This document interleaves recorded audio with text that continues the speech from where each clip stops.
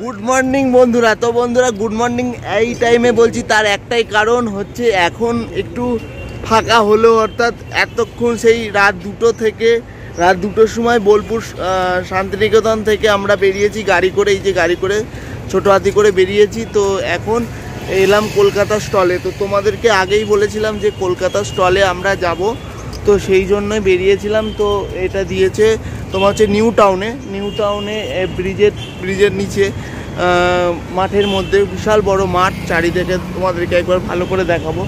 তো এখন সবে ঢুকছি, এখনও ভেতরে ঢুকিনি, বাবারা কাকারা সব গেছে কোন দিকে স্টল আগে দেখতে, তারপরে গাড়িটা সেই দিকে নিয়ে যাবে। তো চলো তোমাদেরকে আস্তে আস্তে ধীরে ধীরে সমস্তটাই দেখাবো। তো দেখতে থাকো, সঙ্গে থাকো, আশা করছি তোমাদের ভালো লাগবে। ও তার আগে আর একটা কথা বলে দিই যে রাত্রে কিভাবে প্যাকিং হয়েছে, রাত্রির টুকুনির ভিডিও তোমরা তার আগে দেখে নাও। তো তারপর থেকে আবার কন্টিনিউ ভিডিও করছি। তো চলো দেখতে থাকো, সঙ্গে থাকো, আশা করছি ভালো লাগবে। তো বন্ধুরা তোমরা দেখতেই পাচ্ছ আমাদের গাড়ি চলে এসেছে, এই গাড়ি করেই আমরা যাব এবং মালগুলো সব প্যাক হবে। আর এই যে দেখতে পাচ্ছ এখানে কিন্তু মাল সেটিং করা হচ্ছে, তার বড় বড় পেটিগুলো উঠছে, অর্থাৎ কাকাদের পুতুলের পেটি, আমাদের কাপড়ের বস্তা, সমস্ত কিছু উঠবে। তো এখন আমরা চলে যাচ্ছি হচ্ছে কলকাতায়। তো কলকাতার নিউ টাউন, এখানে দেখতে পাচ্ছি বিশ্ব বাংলা যে এটা রয়েছে, সেই বিশ্ব বাংলার গেটের কাছে আমরা এসে উপস্থিত হয়েছি। বিশ্ব বাংলা গেটটা তোমাদেরকে দেখালাম একবার। তো এইটা হচ্ছে আমাদের স্টল রয়েছে এখানে, এবং সেই স্টলটা তোমাদেরকে একবার ভালো করে দেখালাম। তো এখন আর বেশি ভিডিও করতে পারছি, যেহেতু দুটো থেকে সারা রাত জায়গা। তো যেটুকুনি পারছি তোমাদেরকে করে দেখাচ্ছি, শেয়ার করছি। আর এটা হচ্ছে আমরা ট্রেনে করে আসছি, কলকাতায় মালটা রেখে দিয়ে আমরা ট্রেনে করে চলে আসছি। তো একটা দাদু খুব সুন্দর গান করছে, তো সেটা তোমাদেরকে শেয়ার করলাম, এবং ধীরে ধীরে তোমাদেরকে যাত্রাপত্র শেয়ার করবো। তোমরা দেখতে পাচ্ছ দাদুটা খুব সুন্দরভাবে গান করছে, সেটা তোমাদেরকে শেয়ার করবো। তো এরপরে আমরা যাত্রাপথে ধীরে ধীরে আমার চেনা শহর, আমার জন্মস্থান, আমি যেখানে বড় হয়েছি সেই জায়গায়, অর্থাৎ দীর্ঘ 17-18 দিন বাদে আমি কিন্তু সেই শান্তিপুরে আসছি।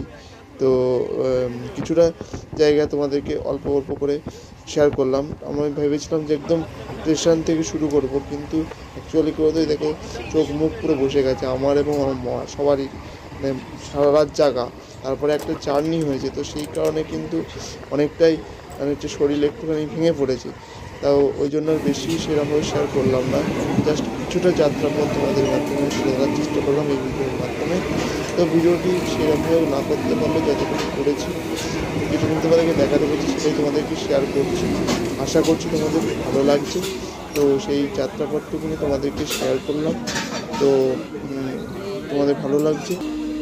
তো ধীরে ধীরে তোমাদেরকে সেই ট্রেনে করে যাওয়ার যে যাত্রাপথ সেটা তোমাদেরকে দেখালাম, এবং আগের দিনে রাত্রিবেলাটাও সেইভাবে ভিডিও করিনি। আমাদের যেতে গিয়েও অনেকটা মানে বিঘ্ন ঘটেছে বলতে 2-3 জায়গায় একটু পুলিশে ধরেছিল, ফাইন করেছে। তো যেহেতু আমরা আর্টিসিয়ান, অর্থাৎ আমার বাবা যে শিল্পী কার্ড রয়েছে সেহেতু ছিল, তো সেই কারণে একটুখানি হ্যাপাও পোয়াতে হয়েছে। যাই হোক, একটুখানি বাড়িতে গিয়ে তোমাদের সাথে কথা হচ্ছে, দেখতে থাকো, সঙ্গে থাকো। তো বন্ধুরা তোমরা দেখলে যে বোলপুর শান্তিনিকেতন থেকে আমরা বেরিয়ে কলকাতা নিউ টাউন মেলা প্রাঙ্গণে গিয়েছিলাম। তো সেখান থেকে আবার রিটার্ন বাড়ি চলে এসেছি আজকে প্রায় 17 থেকে 18 দিন পর বাড়ি এলাম। তো আবার যাব 2-1 দিন পরে তো মেলায়। তো এখন আর ওখানে গিয়ে আর স্টে করব না, অর্থাৎ ওখানে গিয়ে আর থাকবো না, ওখানে মাঝে মধ্যে যাব। তো যাই হোক, অনেক দিন পর বাড়িতে এলাম, খুব ভালো লাগছে। কারণ হচ্ছে অনেক দিন বাড়ির সাথে কোনো সেইভাবে সংযোগ হয়নি।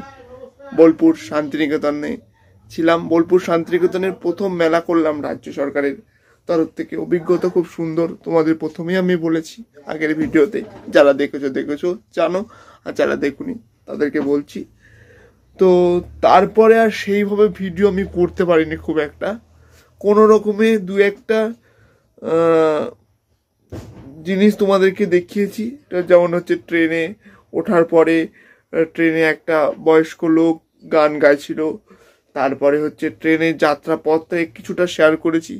তো ট্রেনে এসেছি, মানে কলকাতা নিউ টাউন গিয়েছি গাড়িতে, তো ওখান থেকে আবার ট্রেনে বাড়ি চলে এসেছি।